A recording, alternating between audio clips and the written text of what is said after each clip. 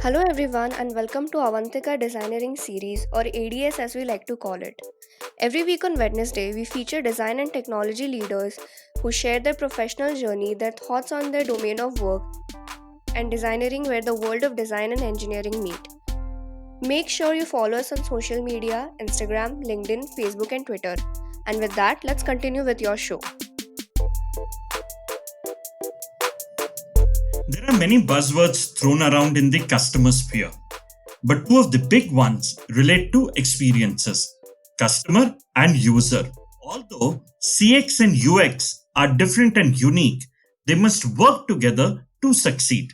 Both UX and CX benefit greatly by researched and documented experience, blueprints, and experience map that encompass both customer and user experiences. That way, we won't have to create definitions that make us choose any of these sites. In the end, they are really part of the same experience life cycle. And that is why, in this episode, we interact with Monica Deshpande, User Experience Practice Head and Director at Capgemini. She's a versatile user experience professional and business practice leader with more than 2 decades of experience in the information technology industry. She has adapted and promoted lean user experience in the IT services and strategized agile user experience for multi channel delivery.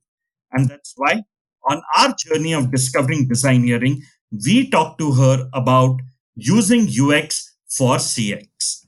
Thank you, Monica, for joining us on Avantika Designeering podcast series. It's a pleasure to host you today on our show. Thanks for that, Rohit. The pleasure's all mine. Great. So, Monica, let's start with an icebreaker question. You're a UX practitioner in a technology company, and agile is a norm at work. My question is: has COVID changed the definition of agile for you and your team at work? And if yes, how does the new definition look like? COVID has certainly changed the way the world does business. With virtual businesses, remote employees, and increasing remote customer base, the need to seamlessly service customers has increased. A personalized experience is what the users demand, like you and me, right? We all want personalized experiences and we all want it fast. So, what this means for businesses is that they need to actually deliver unique moments by ideating quickly, creating rapid prototypes, testing, and developing at the speed of thought. Agile is all about that. So, in terms of whether it has changed the working nature for me and my team, I would say in a certain way it has, because now we are expected to create prototypes rapidly. Uh, but I must say that what has also impacted largely is the way the business is coming in. So earlier there was this hesitation of giving UX work to offshore. That has now changed, with people realizing that UX work can actually be delivered remotely, whether you're in the same location or any other location. It has changed, and that's why there's a lot of influx of business towards India. Uh, what does what is the main factors as such that we as UX practitioners need to take care of is we need to adapt ourselves. We need to keep in mind what the client requires at a certain point in time, and obviously the budget. So, with COVID, yes, the impact is there, but it's not in terms of the way of working, but it's mainly in terms of the way the business is flowing to India. And in fact, while you were talking about how a lot of companies are outsourcing their work to India, the other question that I had, while you've been uh, working in the IT industry since nearly 2 decades, you have this versatile user experience, profile. You've been a user experience business practice leader. How has this experience shaped your working style? Ah, okay.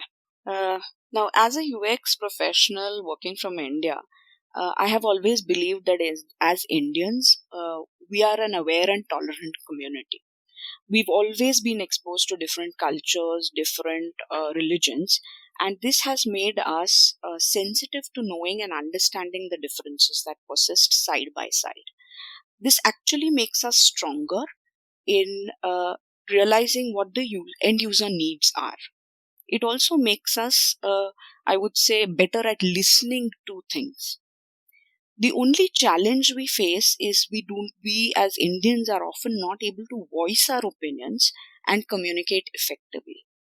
Now, over the years, I have seen that while having excellent subject knowledge, uh, communication is something that is very critical and crucial. This particular understanding has largely affected my working style. To give an example, with COVID bringing in major disruption, from a business perspective, the need to showcase, communicate, connect, and deliver remotely is something that has increased drastically.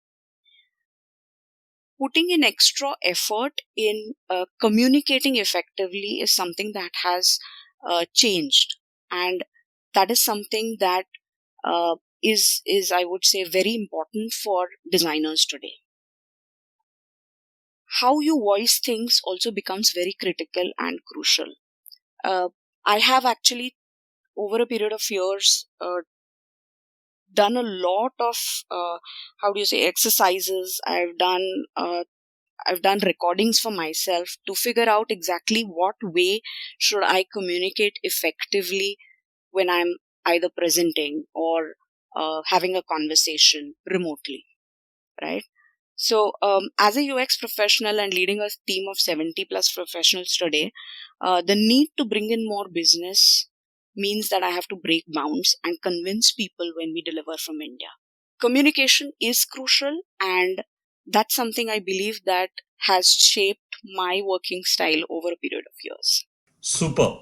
And while so calmly, peacefully, you are sharing that opinion of yours, I want to reflect back in terms of connecting the dots in your life and career.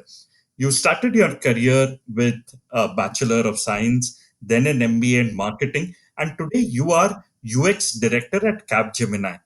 How did this transition take place, and can you take us through your professional journey? Certainly, Rohit. So I know my career journey has not certainly been very straightforward as it is today for many young professionals.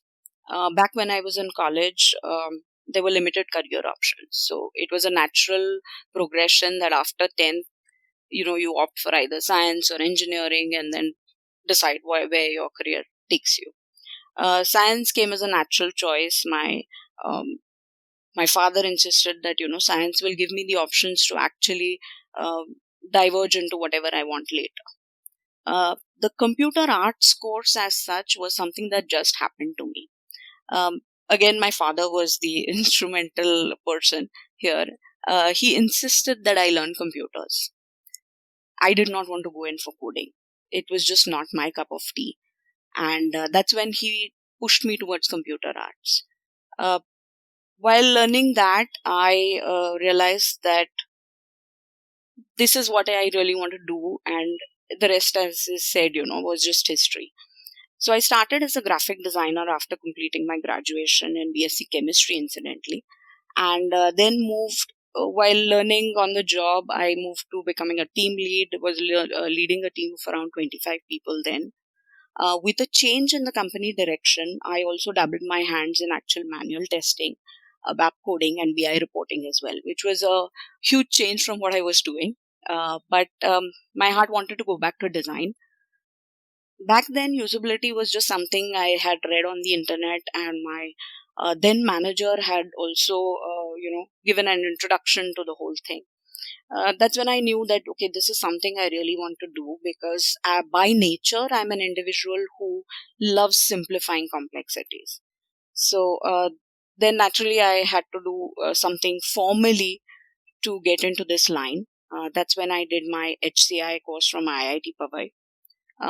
Getting a certification was very important those days. That's how the CUA HFI certification came into the picture. Of course, since I had already done my HCI course, I did not want to do the entire HFI course as well. So I just went in for the certification, and I was lucky that I cleared it in the first go. I guess I had done my homework. But yes, so that happened. Then I started my job as a usability analyst, and I realized that I did have some sort of management capabilities in me, because even in this organization, I realized I moved from being a usability analyst to a quality manager to a product manager, and I was handling 5 customer accounts at that point in time. So I realized that I had the managerial abilities, and I had the UX knowledge as well, and that's how I moved into the business area of UX. Parallelly, I also did a lot of other certifications. So it's a promise I had made myself some 10, 12 years ago, that every year I would learn something new. I would either learn something on a professional front or a personal front. So every year there was something new that I learned. I started with my PMP. I did my IRISE certification, and then I realized I wanted to do an MBA. So being just a graduate, doing an MBA was always a dream, but due to certain constraints at home, I had never been able to do that. So MBA happened actually as late as 2018. That is when I actually did my MBA in marketing. The reason I did marketing again is also because of the fact that I wanted to be able to market what I was doing very well. I realized that UX was an uphill task, always, convincing, especially when you're working in a technology organization, convincing people the importance is very difficult. So that's why MBA marketing happened. And I personally believe that, whatever you learn in your careers, you can actually put to use anytime. And it actually keeps me going as well. So my journey has, diverged from UX to testing to again UX to product management, and now again as a business practitioner. So that's what it is. Hey, did you know Capgemini's logo came from a card game called as Bridge? The spade is the highest value in the card game.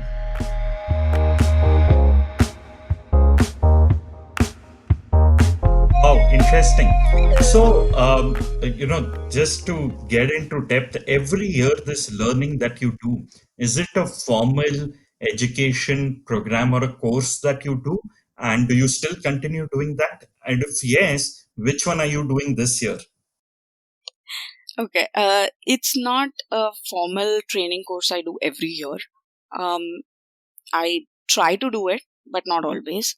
I also do a lot of learning on a personal front.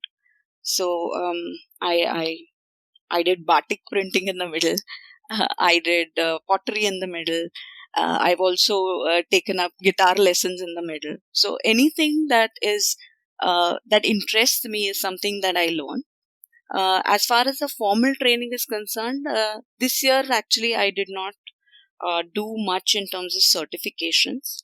But Capgemini launches a lot of internal learning and training programs. So that's something that I'm currently doing. In the future, I do plan to pick up one language. So that's my aim for 2021 actually. Wow, that's so exciting. Someone who is at a leadership position, consistently learning and developing. While you spoke about Capgemini in your previous answer, every year Capgemini does a technology trend study called as Technovision, and this is available on your website for anyone to access. Can you tell us some of the exciting trends which will shape up our near future? Wow. There's so many new trends coming up, Rohit. The world is moving at a very fast pace. Earlier it was e-commerce. Now it is artificial intelligence. There are cloud services, cybersecurity services. There's so much happening today. With 5G coming into the picture, there's a lot of avenues that are going to open up. There's a lot of interesting things that are happening. And I believe that irrespective of where and how technology progresses, at the end of the day, that technology is going to be used for the common masses. So, keeping what the user needs are in mind is going to be very critical in the future. We should and ideally should never move to an area where technology takes over our lives completely, where we are left with no self learning and self growing.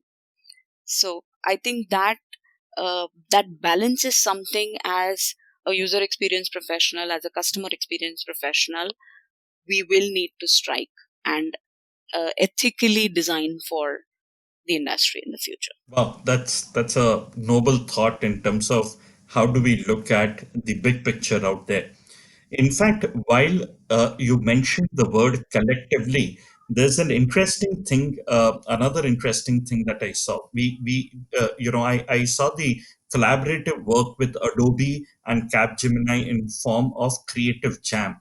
So, what is your view on the success of such collaborations where various organizations can come together to innovate for future? And can you share some examples of how a collaboration like this has been successful? Collaboration as such is the key these days. Um, we've seen large organizations like Adobe and Microsoft come together and create wonderful experiences for designers on tablets. How do you create and design on tablets? Uh, Technology companies and experience companies are going to need to come together to deliver these experiences. So, collaboration is going to be the keyword going ahead. um, to give a very small example that we did I won't say recently, but with Adobe in the past, has been on an application called as Smartly. This application was designed for a Norwegian company where they wanted to deliver an innovative mobile application to accurately bill Norwegians for their electric car charging consumption. What the biggest challenge here was, we had to actually deliver the whole concept, the prototype, and the development in just 6 weeks. It was a tall order. So, what we did was, with Adobe XD, we could actually quickly ideate, wireframe, create a high fidelity prototype, and clickable prototype as well, validate it quickly with the stakeholders and the end users, and then do the development. So, because we collaborated extensively and we used Adobe XD extensively, we were able to do it. If it had gone in the traditional mode of actually, doing a lot of research, doing a lot of ideation and everything, it certainly would not have been possible to deliver this in 6 weeks. And I've always believed that the user is going to get more and more demanding, and we are going to need to ideate and deliver rapidly and quickly. So, this is something that I believe working in a collaborative environment with technology companies, between experienced people and a whole lot of other people, is certainly going to help in the future. I truly believe that when organizations and people come together with different kind of skills and resources, I think collectively they can create a much more impactful output. In fact, moving from what about talking about Capgemini to talking about the sphere in which you actually the domain in which you work. Now, if you were to, if we were to discuss together about design thinking, I think it's very simple the way I look at it.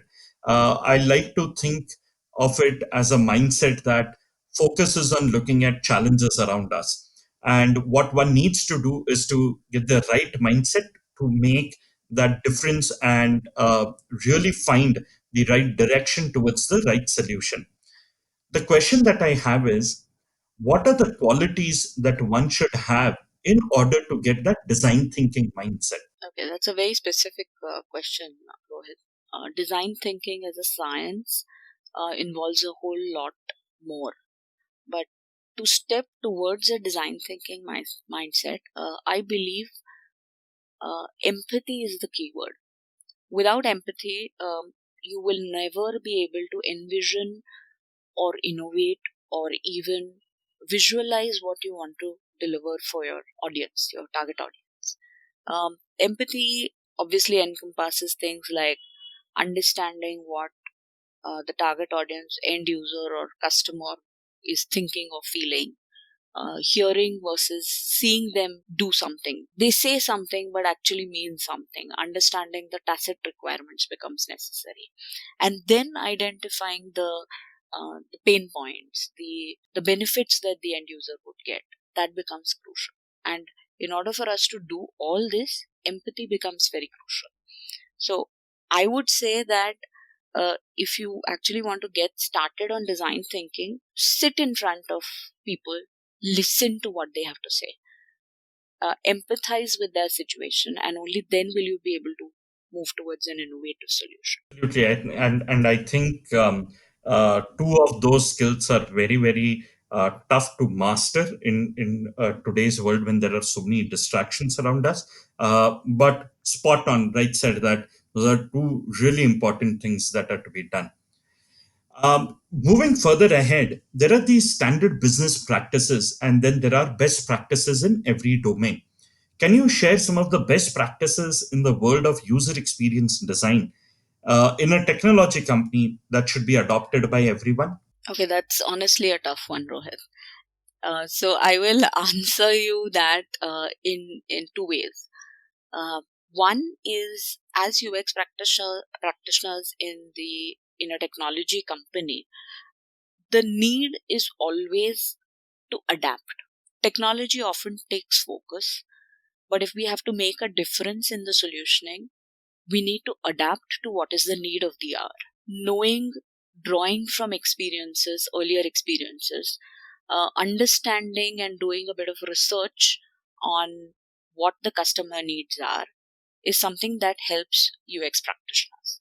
And the need is to keep an open mindset when you go in for designing. Now, that is as far as the mindset aspect is concerned. Coming to the fact that we work in a very agile environment, we work in a very fast paced environment for that matter. What is also a best practice is to have a framework ready to leverage, framework that can be adapted quickly, a design system which can be leveraged for our clients, and having a set of libraries, assets, tools which can be made available for use of customers. So, two things to keep in mind. One is obviously the mindset that you need, and then the tools, frameworks, assets, and libraries which need to be available for the disposal of for the use of a designer. Super. In fact, well said again there in terms of how do you bridge this gap and how collectively some of these skill sets go on to become or activities go on to become the best practices in every domain. While speaking about user experience design, it is complicated line of work ranging from research to content strategy to business analysis. The user experience umbrella itself defines the key components of user experience. The question that I have is how can it help to create a seamless user experience among all these components that we've been talking about? So, whether it is the architecture, whether it is the content, whether it is um, uh, the the UI part of it, how do you create a seamless experience among all these components? I would say be flexible in simple words, primarily because as a process, UX is very lengthy. You're expected to start from research, get into ideation, get into analysis, then ideation, then prototyping, and then the actual design. Again, validating what you design.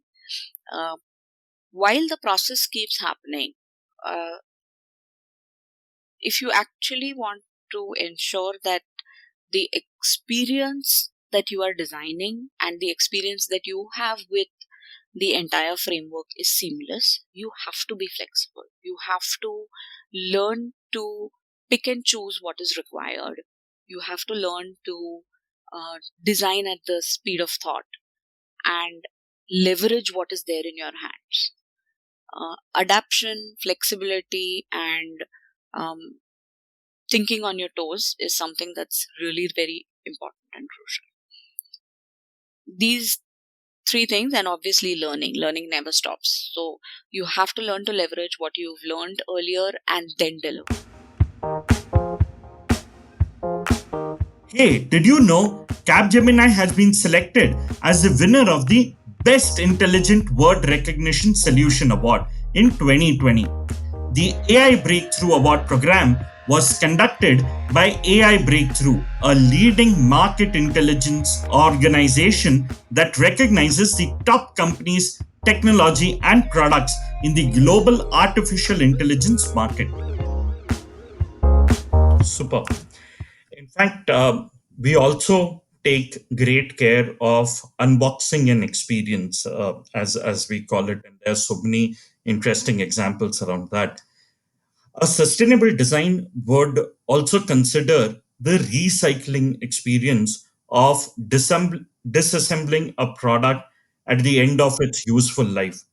The question that I have for you, Monica, is how can user experience designers empower consumers to be active participants by integrating and designing sustainable interactions? Because sustainability today has become a buzzword, and all sorts of products, services, organizations are creating programs around it, creating activities around it, and I wanted to know the user experience viewpoint around it. You're right, Rohit. Everyone today is working towards a sustainable future, right from linking inventions to disposal, promoting renewal and reuse of things, promoting quality and equality, decoupling ownership and identity, and using natural models and reflection. This is something that everyone who is designing solutions today is thinking.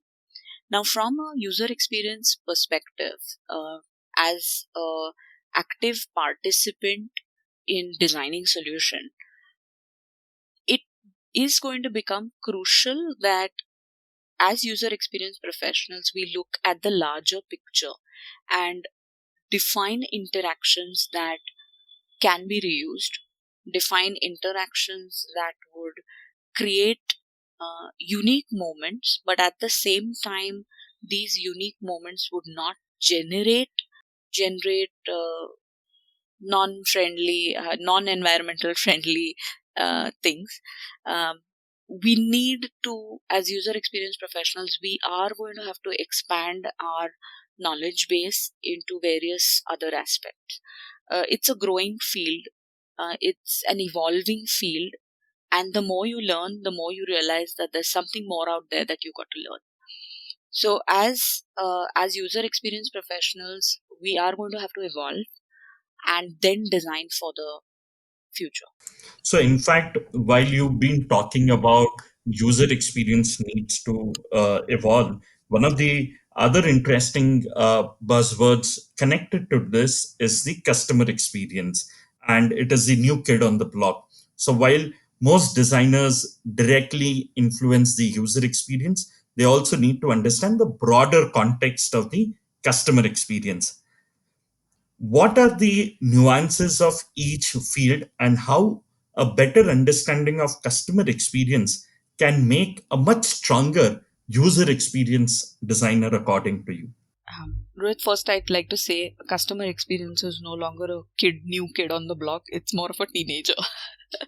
Okay, customer experience has been around for a very long time.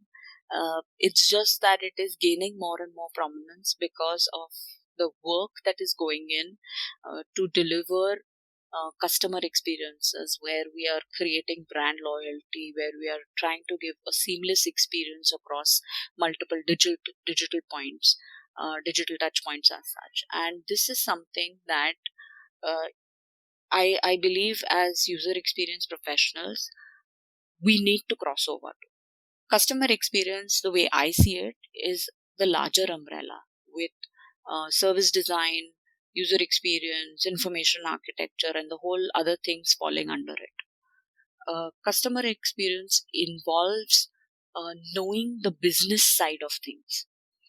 As user experience professionals, while we go in for designing of experiences for a particular product or a particular system or application, we tend to consider uh, the workflows. We tend to consider the impact of those workflows on the business.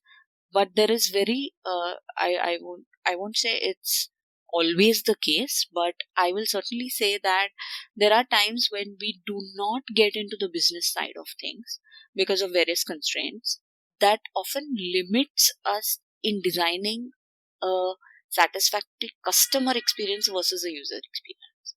So, as user experience professionals, if we start looking at the business side of things and try and understand why a particular system is required or why a particular uh, application is required, what are the end benefits that that application is going to get to the business side and to the end consumer, it's only then that we will be able to deliver customer experiences versus user experiences. I've always, the way I understand things in the user experience area is that user experience uh, is termed or is often interpreted in the industry as something that is there for a system or an application, and customer experience is for a business and end consumers.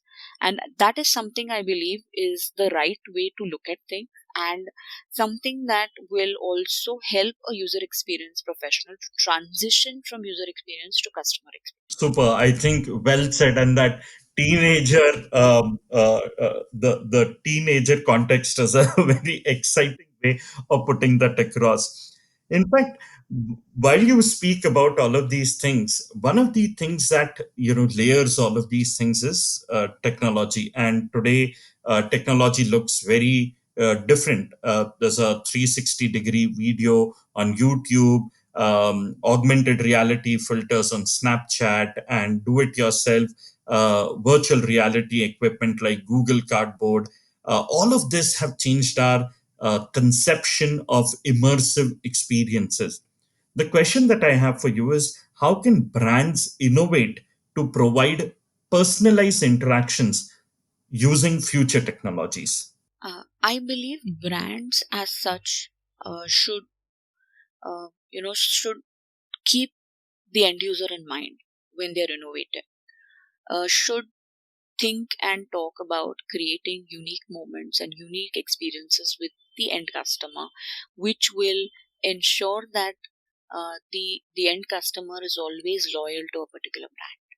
It's all about knowing what the customer anticipated things are and how the customer will perceive these in the near future.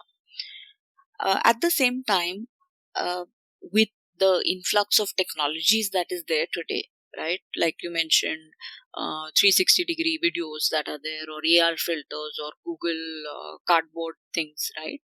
Uh, with all these future technologies, if you look at all these future technologies, actually, you will realize that whatever is done to enhance the end user experience. So, irrespective of what technology advances happen, at the end of the day, these technologies are going to be used for the end user benefit. You should keep in mind that you are designing for humans. You know and need to understand the technology. You need to understand the limitations of that technology, but at the same time, push the boundaries to innovate on solutions. That's the only way to go ahead in the future. And obviously, thanks to artificial intelligence, the skills required to perform a wide range of tasks are also changing. A lot of work that's currently repetitive, will get automated through technology. The question that I have for you is, what are your views on this, and how do you think artificial intelligence can help to turn existing jobs into, say, super jobs? Coming to the term super jobs, Rohit, I believe that um, whatever you want to term it, job descriptions have always evolved. From when I started in the industry, I started as a graphic designer, visual designer, designing interfaces. If you go if you go deep down into what I do today, I still design visual interfaces, but I've augmented that by understanding what the end users are. I've added things like data analysis to it, and I still, at the end of the day, design interfaces. So as as skills increase of an individual, the uh, the profile will change, and as profile changes, the job descriptions will change. Now, coming to AI, AI is very crucial today because users are becoming more demanding. Users are wanting that people should understand that their thoughts, and then uh, provide solutions, provide options, and things like that. So AI will impact the end users, and as end users get impacted, AI will change the way the job descriptions are today. To give you a trend that I'm seeing in the market today, and to give you my perspective on it, is I see that as user experience professionals, when I start designing for the newer and newer technologies, I have to consider a lot of data. I have to do a lot of data analysis, and then come up with ideas that will actually utilize this data to deliver experiences to end users. So already my job description is changing. I now have to have, while I work entirely on the experience front, I also need to and understand data analysis, the various data points that are coming up, in order to deliver and build better experiences. With AI, obviously, what is going to happen is, as I analyze data, I'm going to have to get in a platform that does the data analysis for me, that provides me relevant inferences, which I can then utilize for designing experiences. So, yes, super jobs is something that is going to be, is going to be the need, but it's something that has always happened over the years. So today we are coining it as super jobs, but it's actually just that our job description is changing with evolving times. Absolutely. I think as times keep moving forward, we keep introducing these new jargons and new trendy words out there in terms of our regular usage at work. And but yeah, we are able to connect with this in a interesting way. So while talking about such interesting coined word at Avantika University, we've coined a word called as designeering, which talks about the blended approach of design and engineering. And we believe that it's the philosophy of the next breed of talent, understanding the implication and the usage between understanding and sensitizing towards both the world of design and engineering. The question that I have for you is, do you see both these worlds merging and changing the customer experience out there? Is this a relevant philosophy? Absolutely, Rohit. I would say this is very much in line with what I said earlier as well, right? Where uh, the the design aspect, the technology aspect, the data aspect, everything is now merging together. So design and engineering together, the term that you guys have coined in terms of designeering, I think it's very apt for what the need of the market is, the need of the industry is. Will it change the way we deliver customer experiences, or we build customer experiences? Yes, it will certainly will. It's something I've always, working in a technology company, it's something I've always believed in, and something I always tell my team members is, while you are designing experiences, do keep in mind that you cannot have something that you can't deliver. If you ideate on a very fantastic solution, but you don't know how to realize that solution, at the end of the day, you're not going to be able to give it to the client. So whatever you design, keep in mind the technology constraints and then design. So this design and engineering should and must go hand in hand. And I believe you guys have done a fantastic job by coining that term. Thank you. Thank you so much for that validation, Monica. And thank you so much for sharing your views on our show. I think it's truly inspiring. It works extremely energizing guide for any designer out there in terms of how can they go out and carve their careers. Thank you so much for doing this with us. Thanks, Rohit. The pleasure was all mine. It's wonderful to have a conversation with you, and I'm hoping that whoever listens to this amongst the students will benefit from my experience.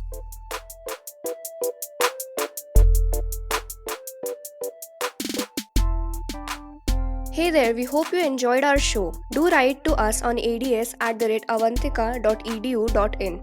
We look forward to your opinions, feedbacks, and suggestions of speakers you would like us to host on this show. Do tune in our channel next week on Wednesday for a new story on Hubhopper or wherever you get your podcast from.